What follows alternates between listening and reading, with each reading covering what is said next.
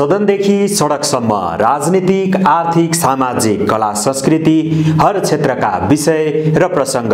यो हो कार्यक्रम आजको सन्दर्भ। नमस्कार, कार्यक्रम आजको सन्दर्भमा स्वागत छ। म राकेश तिमल सिन्हा। दर्शकवृन्द, कार्यक्रममा आज हामी देशभर भएका राजनीतिक, आर्थिक, सामाजिक, कला, संस्कृति लगायतका विषयलाई विश्लेषणात्मक रूपमा प्रस्तुत गर्ने गर्छौं। आज हामीसँग छन् आरोप प्रत्यारोपको श्रृंखला, ओलीको कमिटीलाई धुलो छापको उपमा। केन्द्रीय कमिटीको नाम राख्नुभयो सडक छाप कमिटी। अहिले उहाँको धुलो छाप कमिटी भएको छ, थाहा छ? वनको बाघले खाएन, मनको बाघले खाए। अदालतमा पनि सेटिङ मिलाइया छ, निर्वाचन आयोगमा पनि सेटिङ मिलाइया छ। त्यसैले संसद पुनर्स्थापित पनि हुँदैन, निर्वाचन चिन्ह पनि कहीँ जाँदैन भनेर प्रचार गरेकै भरमा त्यस्तो हुन्छ त? हुँदैन। कतिको जायज कृषिमा वैदेशिक लगानीको विरोध। विदेशी लगानीको नाममा चाहिँ भोलिको दिनमा चाहिँ हाम्रो एउटा श्रम, हाम्रो मेहनत कहाँ जाने हो? आउनुहोस् आजको सन्दर्भ सुरु गरौं देशभरका ताजा खबरहरूबाट। नेपाल कम्युनिस्ट पार्टी नेकपा, पुष्पकमल दाहाल प्रचण्ड र माधव कुमार नेपाल समूहको विद्यार्थी संगठनले प्रतिनिधि सभा विघटनको विरुद्धमा दोस्रो चरणको आन्दोलनका कार्यक्रम घोषणा गरेको छ। प्रचण्ड माधव पक्षको अखिल नेपाल राष्ट्रिय स्वतन्त्र विद्यार्थी युनियनले मंगलबार पत्रकार सम्मेलन आयोजना गरी दोस्रो चरणको आन्दोलनका कार्यक्रमहरू घोषणा गरेको हो। अनेरा सोबिउले पौष 21 गतेदेखि सरकारका मन्त्रीहरूलाई कालो झण्डा प्रदर्शन गर्ने, 21 गतेदेखि नै प्रत्येक क्याम्पसहरूमा कालो ब्यानर राख्ने र कोड सभा आयोजना गर्ने भएको छ। पौष 22 गते उपत्यकामा लालटिन जुलुस निकाल्ने, उपत्यका बाहिर लालटिन, चिट्ठी, लाठी जुलुस प्रदर्शन गर्ने, पौष 23 गते देशव्यापी रूपमा प्रधानमन्त्री केपी शर्मा ओलीको पुतला दहन गर्ने, पौष 24 गते सिडिओ कार्यालयमा ज्ञापन पत्र बुझाउने तथा धरना कार्यक्रम गर्ने अनेरा सोबिउका सहसंयोजक रञ्जित तामाङले बताउनुभयो। त्यसैगरी पौष 25 गते सडक बहस कार्यक्रम गर्ने, पौष 26 गते बैलगाडा प्रदर्शन गर्ने, पौष 27 गते प्रतिगमन विरुद्ध सडक कविता, गीत, गजल वाचन कार्यक्रम गर्ने, पौष 28 गते सडक नाटक तथा सडक कला प्रदर्शन गर्ने र पौष 29 गते सडकमा प्लेकार्ड सहित कार्टुन प्रदर्शन गर्ने भएको छ। पौष 21 गते आजकै मितिबाट ओली सरकारका मन्त्रीहरूलाई कालो झण्डा प्रदर्शन गर्ने, आजकै मितिबाट प्रत्येक कलेजमा कालो ब्यानर राखी विरोध प्रदर्शन तथा कोड सभा गर्ने, पौष 22 गते उपत्यकामा लालटिन जुलुस र उपत्यका बाहिर आवश्यकता अनुसार लालटिन, चिट्ठी, लाठी जुलुस प्रदर्शन गर्ने, पौष 23 गते देशव्यापी रूपमा प्रधानमन्त्रीको पुतला दहन गर्ने, प्रतिगमनकारी निर्णय गरेका प्रधानमन्त्रीको पुतला दहन गर्ने, पौष 24 गते सिडिओ कार्यालयमा ज्ञापन पत्र तथा धरना कार्यक्रम गर्ने, पौष 25 गते असंवैधानिक कदम विरुद्ध सडक बहस कार्यक्रम गर्ने, पौष 26 गते बैलगाडा प्रदर्शन गर्ने, पौष 27 गते प्रतिगमनको विरुद्ध सडक कविता, गीत, गजल कार्यक्रम गर्ने, पौष 28 गते सडक नाटक, सडक आर्ट भनेको स्ट्रिट वाल पेन्टिङ लगायतको कार्यक्रम गर्ने, पौष 29 गते सडकमा प्ले कार्ड सहित कार्टुन प्रदर्शन गर्ने। अनेरा सोबिउले शैक्षिक सङ्घर्षका कार्यक्रमहरू पनि घोषणा गरेको छ। संघीय संसदबाट सर्वसम्मत रूपमा जारी गरिएको कालापानी, लिपुलेक र लिम्पिया धुरा सहितको नक्सामा भएको भूमि फिर्ता गर्न र उक्त भूमिसहित शिक्षा, विज्ञान तथा प्रविधि मन्त्रालयले प्रकाशित गरेको पाठ्य सामग्री तत्काल वितरण गर्न दबाब दिने सहसंयोजक तामाङले बताउनुभयो। उहाँले कक्षा 11 को पाठ्यक्रममा देखिएको अन्योलता तत्काल अन्त्य गर्न, दबावमूलक कार्यक्रम सञ्चालन गर्ने, कोभिड-19 का कारण अवरुद्ध परीक्षा तत्काल सुरु गर्न र अनलाइन कक्षाको नाममा मनपरी ढंगले लिएको शुल्क खारेज गर्न आन्दोलन गर्ने उहाँले बताउनुभयो। शैक्षिक सङ्घर्षका सन्दर्भमा संघीय संसदबाट सर्वसम्मत रूपमा जारी गरिएको कालापानी, लिपुलेक र लिम्पियाधुरा सहितको नक्सामा भएको भूमि फिर्ता गर्न र उक्त भूमिसहित शिक्षा मन्त्रालयले प्रकाशित गरेको पाठ्य सामग्री तत्काल वितरण गर्न सङ्घर्ष गर्ने, दबाब दिने, कक्षा 11 को पाठ्यक्रममा देखिएको अन्योलता तत्काल अन्त्य गर्न दबावमूलक कार्यक्रम सञ्चालन गर्ने, कोभिड-19 का कारण अवरुद्ध परीक्षा तत्काल सुरु गर्न र अनलाइन कक्षाको नाममा मनपरी ढंगले लिएको शुल्क खारेज गर्न आन्दोलन गर्ने। सहसंयोजक तामाङले प्रतिनिधि सभा पुनर्स्थापना गर्दै प्रतिगामी कदम नसच्याउँदासम्म अनेरा सोबिउले अझै सशक्त कार्यक्रम गर्ने उहाँले बताउनुभयो। माघ 1 गते तेस्रो चरणको सङ्घर्षको कार्यक्रम घोषणा गरिने उहाँको भनाइ छ। साहित्यकारहरूको साझा संस्था साझा प्रकाशनले 5 वर्षपछि नयाँ नेतृत्व चयनका लागि साधारण सभा गर्दैछ। ललितपुरको पुल्चोक स्थित साझा प्रकाशनको कार्यालयमा मंगलबार बिहान 11 बजेदेखि अध्यक्षका लागि मतदान सुरु भएको हो। साझा प्रकाशनका सञ्चालक समितिको निर्वाचन 2072 साल यता हुन सकेको थिएन। विद्यमान ऐन अनुसार 2075 को असार मसान्तभित्र अध्यक्षसहितको सञ्चालक समितिको निर्वाचन भइसक्नुपर्ने थियो। व्यवस्थापकीय समस्या, राजनीति मिसिएपछि साझा प्रकाशनको साधारण सभा प्रभावित बन्दै आएको थियो। साझा प्रकाशनको विनियममा हरेक 3 वर्षमा पदाधिकारी निर्वाचित गर्नुपर्ने व्यवस्था रहेको छ। पछिल्लो सहकारी नियमावली 2075 अनुसार 2075 असार मसान्तभित्र साधारण सभा गरिसक्नुपर्ने थियो। पटक पटक सरकार परिवर्तन, राजनीतिक नियुक्तिले अस्तव्यस्त र राजनीति गर्ने अखडा बनेको साझा प्रकाशनले पछिल्लो पटक 2077 वैशाख 27 गतेका लागि साधारण सभा तोकेको भए पनि कोरोनाका कारण पुनः स्थगित भएको थियो। साझा प्रकाशनको अध्यक्षका लागि साहित्यकार डाक्टर विजय सुब्बा र पूर्व सञ्चालक जीवनचन्द्र कोइराला प्रतिस्पर्धामा उत्रिएका छन्। साहित्यकार डाक्टर सुब्बा यसअघि पनि साझाको सञ्चालक समिति सदस्यमा रहेर काम गरिसक्नु भएको छ। आफूलाई सिङ्गो साझा बचाउ अभियानले उम्मेदवारी बनाएको र साझाभित्र मौलाएको भ्रष्टाचारको अन्त्य गरी राजनीतिबाट जोगाएर साहित्यकारहरूको साझा संस्था बनाउनका लागि सदस्यहरूले आफूलाई विजयी बनाउने विश्वास डाक्टर सुब्बाले व्यक्त गर्नुभयो। मैले त्यो साझा बचाउ अभियान समितिको नाम यसकारण लिए कि साझाको व्यवस्थापकहरू अघिल्लो र गएको दुईटै व्यवस्थापन बोर्डले राम्रो काम गर्न सकेन। शब्दमै प्रष्ट बोल्नुपर्दा भ्रष्टाचार र अनियमितता प्रशस्त भए।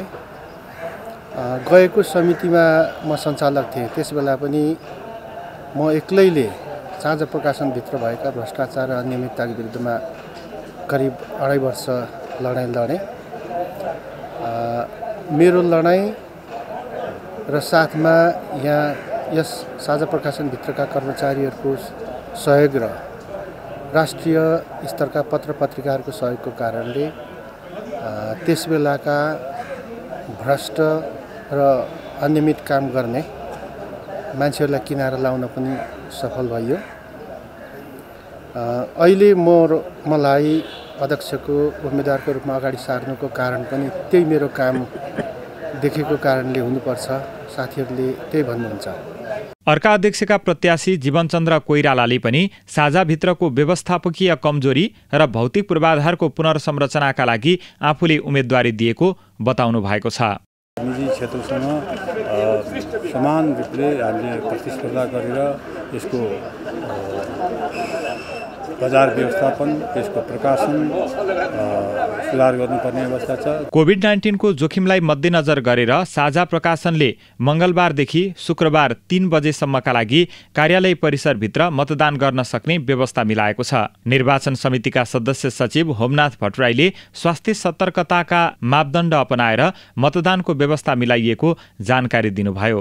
आज 21 गतेदेखि 24 गते बेलुका 3 बजेसम्म हरेक दिन 11 बजेदेखि 3 बजे हाम्रो मतदान कार्यक्रम निरन्तर रहन्छ र 24 गते 3 बजे पछाडि हाम्रो मतदान बन्द हुन्छ। 25 गते जुम प्रविधि मार्फत हुने साधारण सभामा हाम्रो घोषणा हुनेछ। सदस्य सचिव भट्टराईका अनुसार अन्य 3 जना सञ्चालकहरू निर्विरोध चयन भएका छन्। महिलातर्फ सीता कुमारी ओझा, खुल्लातर्फ डोर प्रसाद अरियाल र हरिप्रसाद भण्डारी निर्विरोध चयन हुनु भएको छ। 2 सदस्य लेखा सुपरिवेक्षण समितिमा भने कसैको पनि उम्मेदवारी परेको छैन। अध्यक्षको निर्वाचनको मत परिणाम आगामी 25 गते शनिबार भर्चुअल रूपमा हुने साधारण सभामा जानकारी गराइने पनि निर्वाचन समितिका सदस्य सचिव भट्टराईले जानकारी दिनुभयो। सहकारी ऐन 2074 अनुसार अब निर्वाचित पदाधिकारीको समयावधि 4 वर्षको हुनेछ। साझा प्रकाशनको 2070-71 देखि लेखा परीक्षण हुन सकेको छैन। 17औं संस्करणको एनएसजेएफ अल्सर स्पोर्ट्स अवार्ड अन्तर्गत 4 विधाको मनोनयन सार्वजनिक गरिएको छ। मंगलबार नेपाल खेलकुद पत्रकार मञ्च एनएसजेएफले काठमाडौँमा एक कार्यक्रमको आयोजना गर्दै 4 विधामा मनोनित खेलाडी तथा प्रशिक्षकको नाम सार्वजनिक गरेको हो। मञ्चले वर्षका पुरुष, महिला, युवा खेलाडी र प्रशिक्षक विधाको मनोनयन सार्वजनिक गरेको हो। वर्षको पुरुषको मनोनयनमा फुटबलका विकेश कुथु, एथलेटिक्सका गोपीचन्द्र पार्की, तेक्वान्दोका कमल श्रेष्ठ, करातेका मन्देकाजी श्रेष्ठ र गल्फका सुभाष तामाङ परेका छन्। वर्षका महिला खेलाडीतर्फ करातेकी अनुअधिकारी, तेक्वान्दकी आयशा साके, पौडीकी गौरीका सिंह, एथलेटिक्सकी सन्तोषी श्रेष्ठ र ट्रायथलनकी सोनी गुरुङ मनोनयनमा परेका छन्। वर्षका युवा खेलाडीतर्फ भारोत्तोलनकी सञ्जु चौधरी, तेक्वान्दोकी सिना लिम्बू मादेन, गल्फका सुभाष तामाङ, जुडोकी पुनम श्रेष्ठ, तेक्वान्दोका भूपेन श्रेष्ठ मनोनयन हुँदा वर्ष प्रशिक्षकमा उसुका अमर कुमार थिङ, करातेका मदन उप्रेती, तेक्वान्दोका नवीन श्रेष्ठ, बक्सिङका प्रकाश थापा मगर र पौडीका शङ्कर कार्की मनोनयनमा परेका छन्। मञ्चका सचिव गोविन्द रेग्मीको संयोजकत्वमा गठित 11 सदस्यीय छनौट समितिले खेलाडी तथा प्रशिक्षकको छनौट गरेको हो। पिपल्स चोइस विधामा मनोनित पौडीकी गौरीका सिंह, करातेका मन्देकाजी श्रेष्ठ, भलिबलकी अरुणा साई, बास्केटबलकी सदिना श्रेष्ठ र फुटबलकी सावित्रा भण्डारी प्रतिस्पर्धामा छन्। पल्सर स्पोर्ट्स अवार्डमा अन्य विधा para athletics, special lifetime achievement, team of the year award र अन्तर्राष्ट्रिय खेल पत्रकारलाई समेत सम्मान गरिने बताइएको छ। अवार्ड कार्यक्रम पुस 28 गते ललितपुरको सातो बाटो स्थित कराते हलमा सेमी भर्चुअल रूपमा गरिने आयोजक मञ्चले जनाएको छ। नेकपा प्रचण्ड नेपाल समूहका अध्यक्ष माधव कुमार नेपालले राम्रा काम गर्न प्रधानमन्त्रीलाई सुझाव दिए पनि नकारात्मक रूपमा लिएको आरोप लगाउनु भएको छ। मंगलबार पेरिस डाँडामा नेपाली कम्युनिस्ट आन्दोलनका नेता सोनाम साथीको श्रद्धाञ्जली कार्यक्रममा उहाँले जनताको समस्याका बारेमा प्रधानमन्त्रीलाई सुझाव दिए पनि त्यसलाई स्वीकार नगरेको आरोप लगाउनु भएको हो। उहाँले सरकार जनजीविका र विभिन्न विषयमा छलफल गर्न बैठक बोलाउन आग्रह गरे पनि नमानेको बताउनुभयो। नेपालले ओली पक्षको धुलोछाप केन्द्रीय सदस्यहरू टिकटका लागि दौडधुपमा लागेको उल्लेख गर्नुभयो। उहाँले पूर्व माओवादीको नाम लिएर जबजलाई प्रभाव पार्ने कार्य स्वीकार्य नहुने धारणा राख्नु भएको छ। उहाँलाई नराम्रो काम नगर्नुस् भनेर सधैँभरि सजग बनाउने कोसिस गरियो। भ्रष्टाचारलाई नियन्त्रण गर्नुस् भनेर त्यसको निम्ति आवाज उठाइयो। जनता पीडामा परेका छन् भने त्यो पीडामा परेका जनतालाई तपाईँ मलहम लगाउनुहोस् भनेर हामीले घचघच्याउने काम गर्यौँ। चाहे त्यो उखु किसानका समस्या किन नहुन्, चाहे त्यो महामारी कोरोना महामारीबाट पीडित भएका जनताको वेदनाका कुरा नहुन्, चाहे त्यो महामारीको कारणले गर्दा रोजगारी गुमाएका ती सर्वहारा श्रमजीवी जनताहरूको भोकै मर्ने समस्या किन नहुन्, अनि रोजगारी गुमाएका मान्छेको बेरोजगार व्यक्तिहरूको समस्या किन नहोस्, ती सबैको बारेमा सम्बोधन गरियोस् भन्ने कुरा हो। सम्बोधन गर्नका लागि एजेन्डा राखियोस् भन्ने कुरा हो।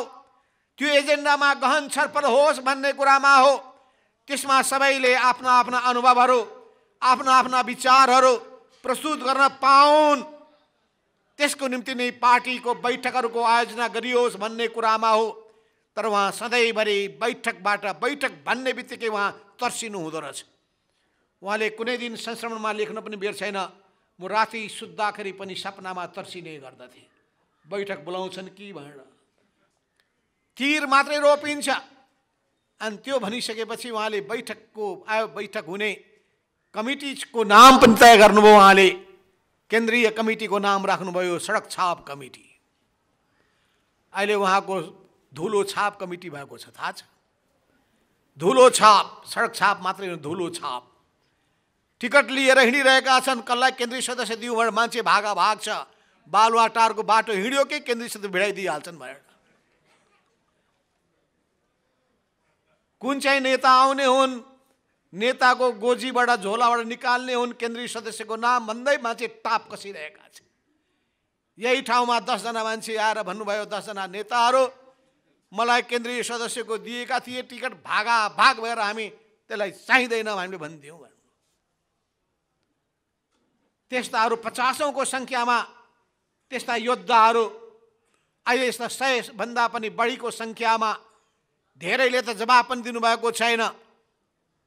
त्यो अवस्थामा रहेको छ। कमल प्रचण्डको नाम लिएर अनि पूर्व माओवादीको नाम लिएर एमालेको भावना भड्काउँदै जनताको बहुदलीय जनवादको नाममा एउटा मनोवैज्ञानिक रूपमा एक ढङ्गले प्रभाव पार्न ढङ्गले त्यस्तो ढङ्गले कसैले प्रयत्न गर्छ भने त्यो प्रयत्न कुनै हालतमा सफल हुँदैन।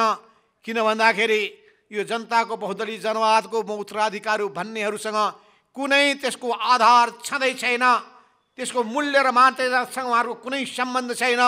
अधिनायकवादको बाटो हिँड्नेले जनताको बहुदलीय जनवादको नाम पनि लिनु भनेको लाज र शर्मको कुरा हो, किनभने जनताको बहुदलीय जनवादले सबभन्दा बढी संस्कार सिकाउँछ, राम्रो बानी बेहोरा सिकाउँछ, उसले लोकतन्त्रका मूल्य र मान्यतालाई आत्मसात गर्न सिकाउँछ, बहुमतको निर्णय मान्नु पर्दछ भन्ने कुरा बताउँछ, सङ्गठन माथि हुन्छ व्यक्ति त्यसको मातहतमा हुन्छ भन्ने सिकाउँछ।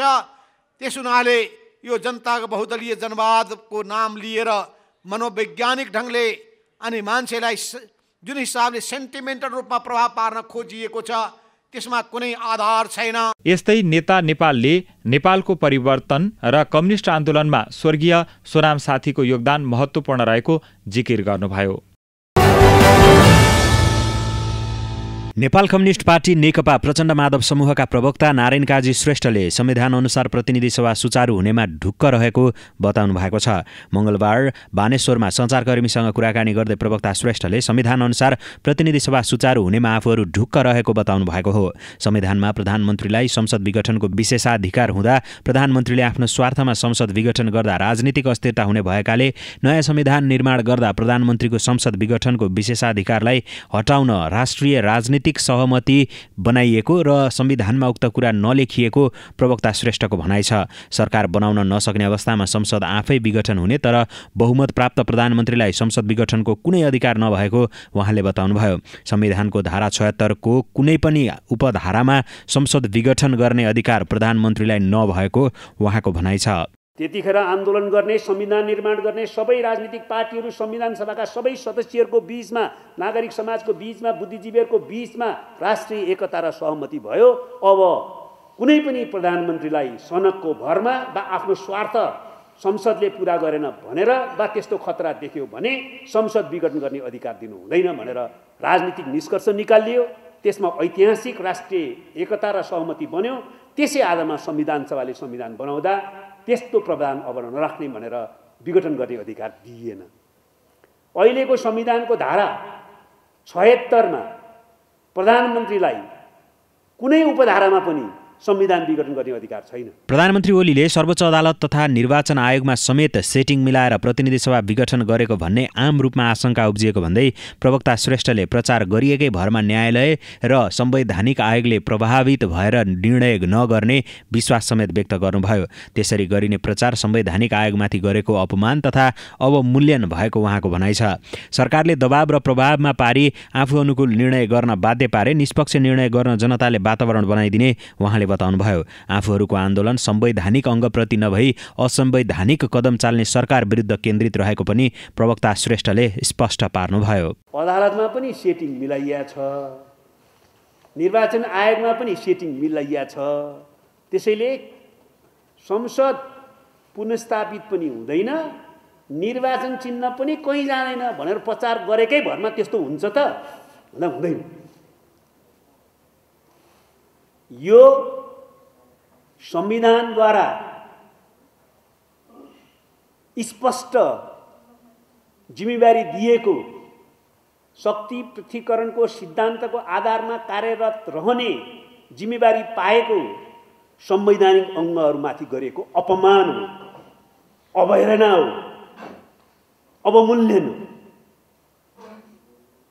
के संवैधानिक अङ्गहरूले स्वतन्त्र ढङ्गले स्वच्छतापूर्वक काम गर्न सक्दैनन्? हामीलाई विश्वास छ सक्छन्। पार्टीको आधिकारिकता र चुनाव चिन्ह सूर्य आफूहरूसँग रहनेमा कुनै दुविधा नरहेको प्रवक्ता श्रेष्ठले बताउनुभयो। उहाँले नेपाली काङ्ग्रेस, जनता समाजवादी पार्टी नेपाल लगायतका राजनीतिक दलसँग संयुक्त सङ्घर्ष गर्ने पहल जारी राखेको जानकारी दिनुभयो। प्रतिनिधि सभा विघटनको असंवैधानिक कदम पूर्ण रूपमा परास्त नगरुन्जेल सङ्घर्ष जारी राख्ने पनि प्रवक्ता श्रेष्ठले बताउनुभयो। कृषिसँग सम्बन्धित सरोकारवाला पक्षहरूले नेपालको कृषि क्षेत्रमा प्रत्यक्ष वैदेशिक लगानी भित्र्याउने सरकारको निर्णय गलत भएको बताएका छन्।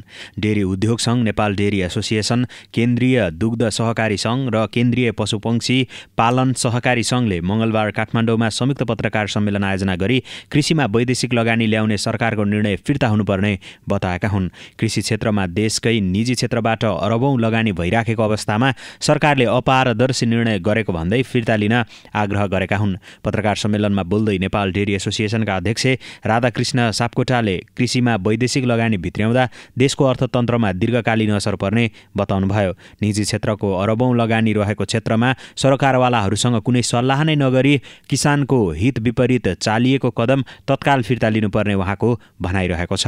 डेरी उद्योग, पशुपक्षी पालन, माउरी पालन, माछा पालन, फलफुल, तरकारी आदि कृषिमा प्राथमिक तहका उसमा चाहिँ जुन उत्पादनमा सम्बन्धित व्यवसायमा प्रत्यक्ष वैदेशिक लगानी एफडीआई खुल्ला गर्ने गरी मिति 77 पुस 20 गतेको नेपाल राजपत्रमा प्रकाशित सूचनाले यस उद्योग व्यवसायसँग आबद्ध हामी सबै किसान तथा उद्योगीहरूको गम्भीर ध्यान आकृष्ट भएको छ। नेपाल डेरी एसोसिएसनका पूर्व अध्यक्ष सुमित केडियाले अहिलेसम्म लगानी गरेर आधार तयार गरेको क्षेत्रमा प्रतिफल पाउने बेला वैदेशिक लगानी ल्याउनु गलत हुने बताउनुभयो। सरकारले कसैलाई पनि थाहै नदिई राजपत्रमा प्रकाशित गरिसकेकाले तत्काल फिर्ता लिनुपर्ने उहाँले बताउनुभयो। हामीले चाहिँ बिउ छर्ने काम गर्यौं, मल छर्ने काम गर्यौं र धान आज अगाडि बढेर भात पस्किने बेलामा चाहिँ आज विदेशी लगानीको नाममा चाहिँ भोलिको दिनमा चाहिँ अरूले चाहिँ त्यो पस्केको भात खाइसकेपछि हाम्रो एउटा श्रम, हाम्रो मेहनत कहाँ जान्यो? किसान अभियन्ता उद्धव अधिकारीले राजनीतिक अस्थिरता र जनप्रतिनिधिको प्रतिनिधिमूलक संस्थान नभएको अवस्थामा सरकारले शङ्कास्पद तरिकाले कृषिमा वैदेशिक लगानी ल्याउने निर्णय गरेको बताउनुभयो। कृषिमा देशभित्रकै लगानी पर्याप्त भएको अवस्थामा राम्रो योजना दिनुपर्ने ठाउँमा प्रत्यक्ष वैदेशिक लगानी ल्याउने निर्णय गरेर गलत गरिएको बताउनुभयो। कृषिको प्रारम्भिक उत्पादनका लागि विदेशी लगानी ल्याउनै नहुने अधिकारीले बताउनुभयो। अहिले पछिल्लो समयमा यो विशेषतः राजनीतिक अस्थिरता र यो जनप्रतिनिधिको सङ्घ चाहिँ नि एउटा प्रतिनिधिमूलक संस्था पनि नभएको सन्दर्भमा विशेष निर्णय गरेर मन्त्री परिषदबाट यो खालको हठात रूपमा यस्तो खालको निर्णयहरू किन आयो, यो हामी एकदम आफैमा चाहिँ शङ्का गर्नुपर्ने अवस्था सिर्जना भएको छ। यो गलत चिज हो। यो गलत चिज किन हो भने हामी अहिले पनि 66% जनताहरू कृषि पेसामा संलग्न छौँ र यो पेसा मात्रै होइन, यो उसको संस्कृति हो, उसको जीवन जनजीविका हो। उसले यो देशलाई पुर्याएको चाहिँ नि यो प्रत्यक्ष परोक्ष रूपमा धेरै ठुलो चाहिँ नि योगदान हो।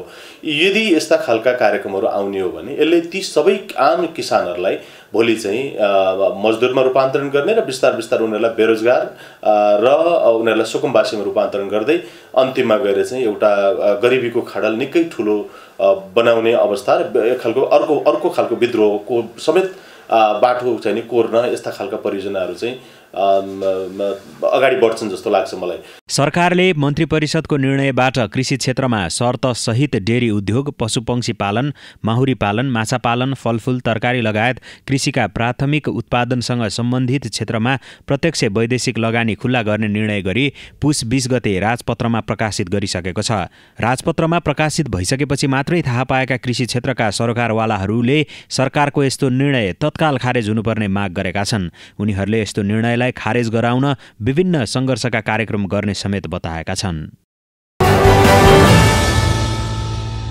नेपाल कम्युनिस्ट पार्टी नेकपा प्रचण्ड माधव समूहका स्थायी समिति सदस्य योगेश भट्टराईले प्रधानमन्त्री केपी शर्मा ओली पक्षधरले राजनीतिक परिस्थितिलाई मोड्न जनताको बहुदलीय जनवादको कुरा उठाएको बताउनु भएको छ। पार्टी केन्द्रीय सङ्घर्ष समितिका सहसंयोजक तथा प्रवक्ता समेत रहनुभएका भट्टराईले मङ्गलबार बानेश्वरमा सञ्चारकर्मीहरूसँग कुरा गर्दै केपी शर्मा ओली पक्षधरले पूर्व एमाले तथा जनताको बहुदलीय जनवादलाई एकीकृत गर्ने कुरा वर्तमान राजनीतिक परिस्थितिलाई मोड्नका निम्ति मात्रै भएको बताउनु भएको हो। प्रधानमन्त्रीले संविधानको उल्लङ्घन गरी आफ्नो कमजोरी ढाकछोप गर्न पूर्व एमालेको छाता उडाइएको उहाँले बताउनु भएको छ। पूर्व एमाले अथवा पूर्व माओवादी भने एक ठाउँमा आउँदा मुलुक 62-63 को जनआन्दोलन अगाडिको अवस्थामा पुगी देश द्वन्द्वमा जाने उहाँले बताउनुभयो। पूर्व एमाले र पूर्व माओवादी भन्नु समाजलाई पछि धकेल्नु कुरा भएको उहाँको भनाइ छ। 2075 जेठ 3 गते दुवै पार्टी विधिवत रूपमा विघटन भएको र अध्यक्षद्वय केपी शर्मा ओली र पुष्पकमल दाहाल प्रचण्डले हस्ताक्षर गरी एकीकृत केन्द्रीय कमिटीको अनुमोदन गरेकाले पछाडि फर्किन नसकिने उहाँले बताउनुभयो। पूर्व एमालेहरू एक ठाउँ आउने कुराले यदि त्यो हो भने हामी कहाँ पुग्छौँ त भन्दा फेरि 62-63 अगाडि पुग्छौँ। फेरि हामी एउटा द्वन्द्वतिर मुलुकलाई धकेलिरहेका हुन्छौँ। त हामीले ती सबै कुरालाई शान्तिपूर्ण ढङ्गले माओवादीको 10 वर्ष सशस्त्र जनयुद्धलाई पनि शान्तिपूर्ण ढङ्गले त्यसको समाधान गर्दै हामी यहाँसम्म आएका हौँ। वृहत शान्ति सम्झौता त्यसको साक्षी छ। अन्तरिम संविधान हुँदै हामी यहाँसम्म आएको पनि साक्षी छ। त्यहाँदेखि यो समाजलाई पछाडि धकेल्ने कुरा हो पूर्व एमाले भन्ने कुरा। स्थायी कमिटी सदस्य भट्टराईले जनताको बहुदलीय जनवाद र 21औं शताब्दीको जनवादलाई परिमार्जन गर्दै समाजवाद उन्मुख जनताको जनवादलाई कार्यक्रम बनाएको स्मरण गर्दै यसमा नअल्मलिन आग्रह गर्नुभयो। यतिखेर देशमा प्रतिगमन र अग्रगमन बीचको अन्तर्विरोध भएको र प्रधानमन्त्री केपी ओली प्रतिगमन तथा प्रतिक्रान्तिको कित्तामा उभिनु भएको भट्टराईको भनाइ छ। बाँकेको बैजनाथ गाउँपालिकामा आरन पेसा अँगालेर जीविकोपार्जन गर्ने परिवारको संख्या धेरै छ। आरन पेसा गर्नेहरूले गाउँकै मानिसहरूको बाली घरे बस्ने र वर्षभर फलामको काम गरे बापत ज्यालाको रूपमा अन्न लिने प्रचलन छ। यसरी काम गर्दा जीवन निर्वाह भए पनि अतिरिक्त बचत नहुँदा समस्या हुने गरेको गुनासो आरन पेसा अँगाल्नेहरूको छ। बाँकेको बैजनाथ गाउँपालिका 8 का प्रेमबहादुर विकले 35 वर्षदेखि फलामका औजारहरू बनाएर जीवनयापन गर्दै आउनु भएको छ। आफ्नो जीवन निर्वाह गर्न बाली घरे प्रथामा फलामका सामग्री बनाउने र त्यसको सट्टामा ज्याला स्वरूप अन्न लिने गरिन्छ। विकले अहिले करिब 100 घरधुरीको फलाम पिट्ने काम गर्दै आउनु भएको छ। लामो समयदेखि आरन पेसा अपनाएका विकले जीवन निर्वाह बाहेक जीवनका कुनै परिवर्तन नआएको गुनासो गर्नुभयो। वर्षभरि काम गरे बापत अन्न पात ल्याएर परिवार पाल्नु बाहेक अन्य कुनै प्रगति नभएको उहाँको भनाइ छ। एसएलसी उत्तीर्ण गर्नुभएका विकले आरन पेसालाई व्यावसायिक बनाउन स्थानीय सरकारले सहयोग गर्नुपर्ने बताउनुभयो। म 15 वर्षको थिएँ यही काम गर्न लागेको। अहिले मेरो उमेर चाहिँ तपाईको 50 वर्ष 49 वर्षको तिर भएर 50 सालमा लाग्यो। 50 वर्ष भइसक्यो र अहिलेसम्म यही काम मैले गरिरहेका छु। मैले अब अरू मेरो व्यापार व्यवसाय केही पनि छैन। मेरो कामै यही हो। यही काम मैले गरिरहेको छु। मलाई फाइदै छ। आफ्नो तपाईँ अरूको ठाउँमा रोजगार गर्न जान पाइएको छैन। आफू एक दिनमा लगभग 500 रुपियाँ ढ्याडी बसिहाल्छ। मलाई फाइदै गरिरहेको छ। म आँसी बनाउँछु, कोटा कोदाली गडसा। अब कसैले भन्यो भनेपछि माग भयो भनेपछि यो खोडा चाहिँ बनाउँछु। अरू खुकुर सुकुर केही बनाउन्न म। अरू अब किसानमा चाहिने चिजहरू जे छ म त्यही बनाउँछु। यसबाट बाली गरेबाट त्यही हो। अब तपाईँको एक वर्षमा तपाईँ 1 क्विन्टलसम्म धान दिन्छन्। अब धानको खेतीमा 2-4 नम्बर गुँ पनि दिन्छन्, मकै पनि दिन्छन्। अब निम्जे अनुसारले दिन्छन्। खेती अनुसार र निम्जे अनुसार र कराई अनुसार। कसो एउटै आँसी छ, एउटै आँसी आउँछ भने पनि त्यसको त्यही हिसाबले मिल्छ। अब तपाईँको गोरु राँगाहरू पालेका छन् भनेपछि 1 क्विन्टल धान तौलेर पनि मैले ल्याएको छु। स्थानीय तहले मलाई केही नै अब तपाईँको सानो मलाई एउटा मिसिनको एउटा असुविधा छ। बाँकी एउटा रेत लगाउने एउटा मिसिन सानो आलो आउँछ नि पत्थरको के, अनि त्यसको पनि असुविधा छ यहाँ। अरू त अब असुविधा केही पनि छैन। बैजनाथ गाउँपालिकाकै बिन्दु सुनारले पनि विगत 27 वर्षदेखि फलाम पिट्ने काम गर्दै आउनु भएको छ। उहाँले पनि बालीघरे प्रथा अनुसार नै ज्यालाको रूपमा अन्न लिनुहुन्छ। आरन पेसाबाट घरमा खानेकुराको अभाव नभएको तर दुःख गरे अनुसारको मूल्य नपाएको गुनासो उहाँको छ। यस्तै पछिल्लो समय निकुञ्ज स्थापना भएपछि फलाम पोल्ने गोल पाउनै मुस्किल भएकोले आरन पेसा सङ्कटमा पर्न लागेको गुनासो समेत गर्नुभएको छ। अब गाह्रो त गाह्रो छ, कोइला पाइन्न। अनि अब कोइलाको समस्या, कोइलाहरू जुटाएर अनि काम गर्ने लेबरहरू खोज्नुपर्छ। हामी मान्छे सितिमिति यो फलामको काम गर्न राम्रो मान्दैनन्, आउनु मान्दैनन्। त्यही पनि ढ्याडी दिएर अब सम्झाइ बुझाइ गरेर कोही कोही आउनुहुन्छ अनि फलाम हान्छौँ, नभए घरमै आफैले हान्छु, छोराले हान्छ कहिले कहिले। अनि काम त गाह्रो काम हो। बाँके जिल्लाभित्र अहिले पनि बालीघरे प्रथामा आरण काम गर्ने दर्जनौ छन्। वर्षभरि काम गर्ने र त्यसको ज्याला स्वरूप अन्नपात ल्याउने भएकाले उनीहरूको जीवनमा कुनै परिवर्तन भने आएको छैन। बालीघरे प्रथाबाट श्रम अनुसारको मूल्य पाउन नसक्ने भएकाले यो पेसालाई आधुनिकीकरण र व्यावसायिक बनाई नगदमा कारोबार गर्ने व्यवस्था गर्न सके धेरै परिवारको जीवनमा परिवर्तन आउनेछ।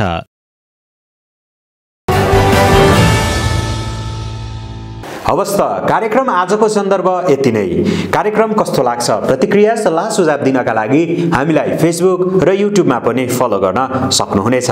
कार्यक्रमबाट म राकेश तिमल सिन्हा पनि बिदा हुन चाहन्छु। हेर्दै गर्नुहोला नेशनल गोल्ड टेलिभिजन। नमस्ते।